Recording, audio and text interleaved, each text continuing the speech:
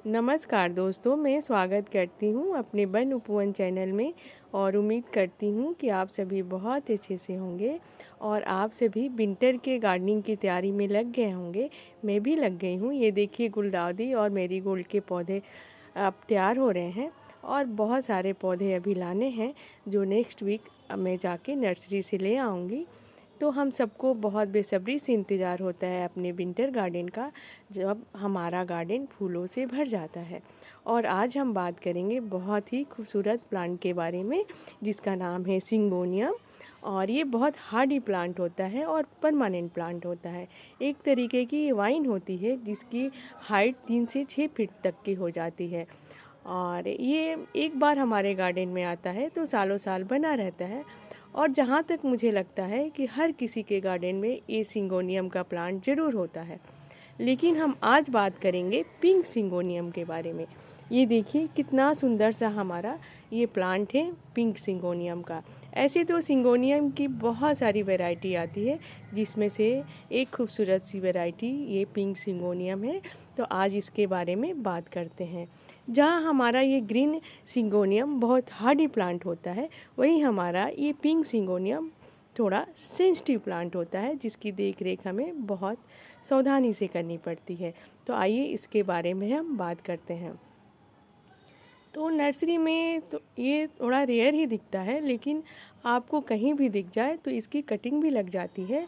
और एक प्लांट से हम चाहें तो कितने सारे प्लांट डिवाइड करके बना सकते हैं। तो हमें बस एक बार लाने की ज़रूरत है और ये हम उसके बाद बहुत सारे प्लांट बना सकते हैं।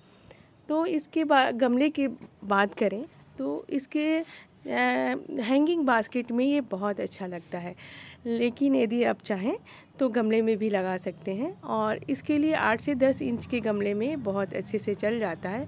यदि आप चाहें तो इसे छोटे बड़े किसी भी तरीके के गमले में लगा सकते हैं।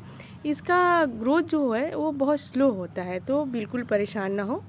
जैसे मेरा ये प्लांट करीब करीब 5 महीने का है, तो देखिए ये थोड़ा स्लो ही ग्रोथ होता है, तो बिल्कुल परेशान ना हो। मैं एक छोटी सी इसकी कटिंग लेके आई थी और धीरे धीरे ये ग्रोथ कर रहा है और पानी में भी ये चल जाता है। पानी में थोड़ा और ही स्लो ये ग्रोथ होता है, तो आप जैसे चाहें लगा सकते हैं। और इसकी मिट्टी बनाते समय हमें ध्यान रखना है कि 40% अपने गार्डन की मिट्टी और 40% पुराने गोबर की खाद या बर्मी कंपोस्ट, यदि चाहें आप तो सूखी पत्तियों का खाद भी डाल सकते हैं और 20% रेत मिला के इसकी मिट्टी तैयार कर सकते हैं।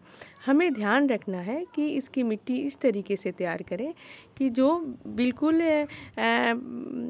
पोरस मिट्टी हो, जो एक बार हम पानी डालें और पानी बिल्कुल नीचे सरक जाए। तो हमें ध्यान रखना है अपने गमले के बारे में भी कि गमला बिल्कुल वेल ड्रेन हो, जिससे कि पानी हमें इसके जड़ में इकट्ठा ना हो। तो इस बात का हमें ख्याल रखना है। और हमें इसको ऐसी जगह पे प्लेस करना है जहाँ इनडायरेक्ट ब्राइट सनलाइट मिलती हो। यदि आप बिल्कुल ही इंडोर इसे रख देंगे डीप एरिया में तो ये हमारा प्लांट ख़राब हो जाएगा, और डायरेक्ट सनलाइट में रख देंगे तो भी हमारा ये प्लांट ख़राब हो जाएगा, इसकी पत्तियाँ झुलसने लगेंगी। तो हमें इस बात का ख्याल रखना है कि हमें ऐसी जगह पर इसे प्लेस करना है जहाँ इनडायरेक्ट ब्राइट सनलाइट मिलती हो, तो ये बहुत अच्छे से चलता रहेगा। और हमें हर एक 15-20 दिन में इसे लिक्विड खाद जो हम अपने सरसों की खली का बनाते हैं और या तो फिर हम इसे चाहें तो एक मुट्ठी वर्मी कंपोस्ट या 2 चम्मच बोन मील भी डाल सकते हैं, जिससे कि ये बहुत अच्छे से चलता रहेगा। और इसके जहाँ तक पानी की बात है तो पानी हमें बहुत ही बैलेंस में डालना है। इसे नमी पसंद है, लेकिन हमें बहुत ज़्यादा इसे पानी भी नहीं देना है, बस हल्का नमी बना के इसमें रखना है। जब ऊपर की मिट्टी थोड़ी सी ड्राई हो जाए तो ही हमें पानी देना है, लेकिन हमें बहुत ज़्यादा इसे ड्राई भी नहीं होने देना है। तो पानी हमें बहुत बैलेंस में डालना है, इस बात का हमें ख्याल रखना होगा। और इसमें जो सबसे बड़ी प्रॉब्लम होती है वो होती है इसकी पत्तियां जो हैं वो कर्ल होने लगती हैं, मुड़ने लगती हैं। तो ये मौसम के प्रभाव से भी होता है। जब बहुत ज़्यादा गर्मी पड़ती है तो भी ये बर्दाश्त नहीं कर पाता है, और बहुत ज़्यादा जब ठंड पड़ती है तो भी ये बर्दाश्त नहीं कर पाता है। तो जैसे ही मौसम बैलेंस में हो जाता है, इसकी पत्तियाँ भी अच्छी होने लगती हैं। तो बिल्कुल परेशान ना हो, और ये अपने आप ही ठीक हो जाता है। और कभी कभी इसमें स्पाइडर माइट का अटैक हो जाता है, तो ऐसे में आप नीम ऑयल का स्प्रे करते रहिए, तो ये बहुत अच्छे से हमारा प्लांट चलता रहेगा। और इसका जो ग्रोइंग पीरियड होता है मार्च से नवंबर तक रहता है। जब बहुत ज़्यादा ठंड होती है तो ये डॉर्मेंसी पीरियड में चला जाता है, जहाँ इसकी ग्रोथ बिल्कुल ही रुक जाती है। तो इस बात का हमें ख्याल रखना है, और कोहरे से बचा के रखें ठंड में।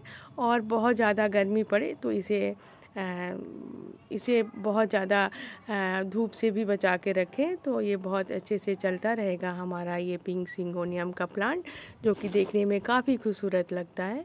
तो इस तरीके से हम इसे रख सकते हैं, और इतना सुंदर प्लांट को तो आप सभी को ज़रूरी ऐड करना चाहिए। और यदि मेरा वीडियो पसंद आए तो लाइक एंड सब्सक्राइब भी करिएगा। धन्यवाद।